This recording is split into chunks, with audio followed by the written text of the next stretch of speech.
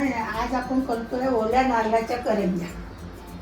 हे ना एक मोठं वाडगं गव्हाचं पीठ घेतलं, चवीपुरतं मीठ, छोटे 4 चमचे रवा,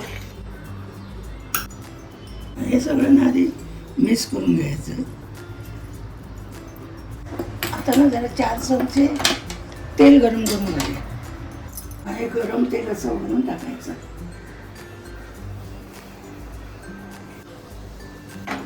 गरम आहे ना, हात भाजे चमच्यानं जरा सगळं सारखं घालते.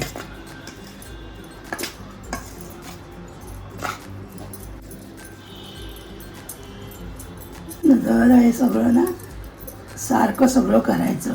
मग त्याचं रवा तेल सगळीकडे सारखं लागेल. तेल टाकलंय गरम करून ते.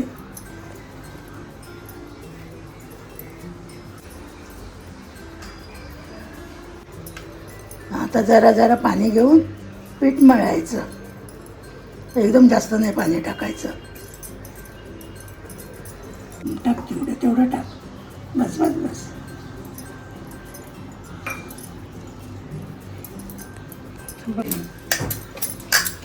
जरासं ना असं वरून जरा असं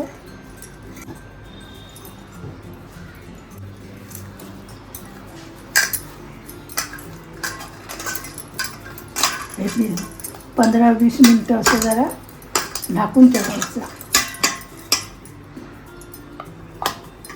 तोपर्यंत पुरण तयार करूया. कढईला हे होऊ नये ना. एक नारळ किसून घेतला. या खोबरं ओलं असतं ना, जरा पहिलं परतून असं जरा घ्यायचं. कलर बदलायला द्यायचा नाही. एक वाटी खोबऱ्याचं किस घेतलं ना, म्हणून अर्ध्यापेक्षा जरा जास्त गूळ घेतलं. आम्हाला जास्त गोड नको म्हणून. सगळं चांगलं हे ढवळत बसायचं जरा 5 मिनिटं.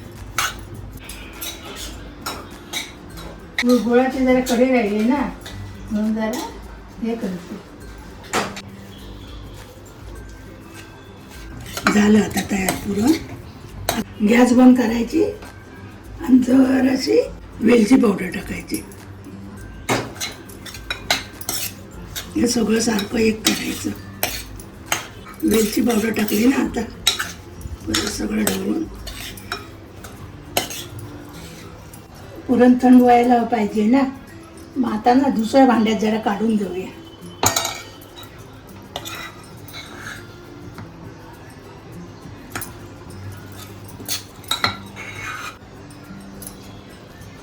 हे आपण मगाशी पीठ मळून ठेवलं होतं ना 15 मिनिटं, ते जरा मळून घेते. जरा चांगलं असं मळायचं.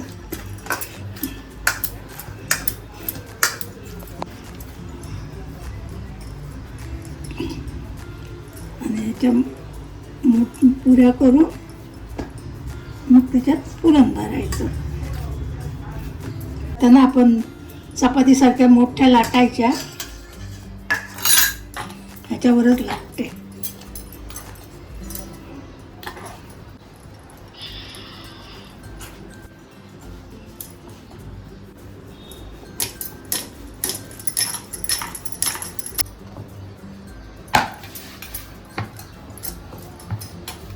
आता ह्याच्यात पुऱ्यासारखे हे करूया.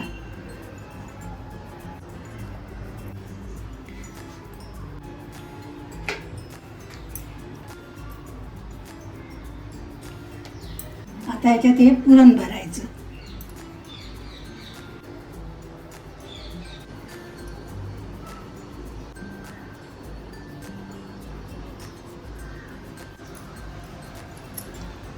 हे बरोबर चांगलं हे करायचं, नाही तर फुटेल तेलात गेल्यावर.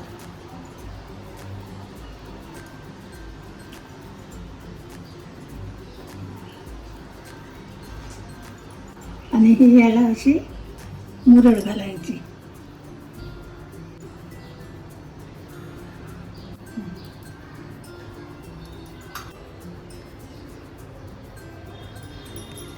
आता करंज्या तळून घेऊया. टाकलं नाही, पटकन नाही वर आलं. आता टाकलं.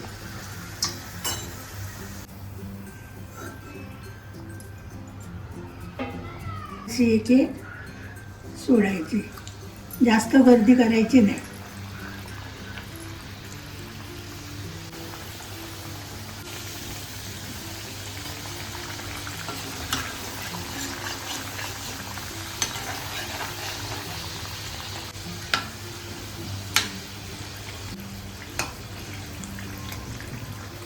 झाल्या ओल्या नारळाच्या करंज्या तळून झाल्या.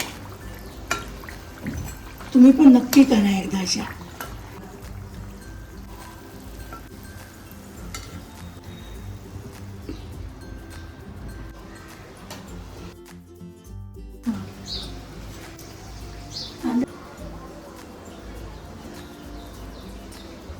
मस्त आली आहे एकदम चविष्ट एकदम.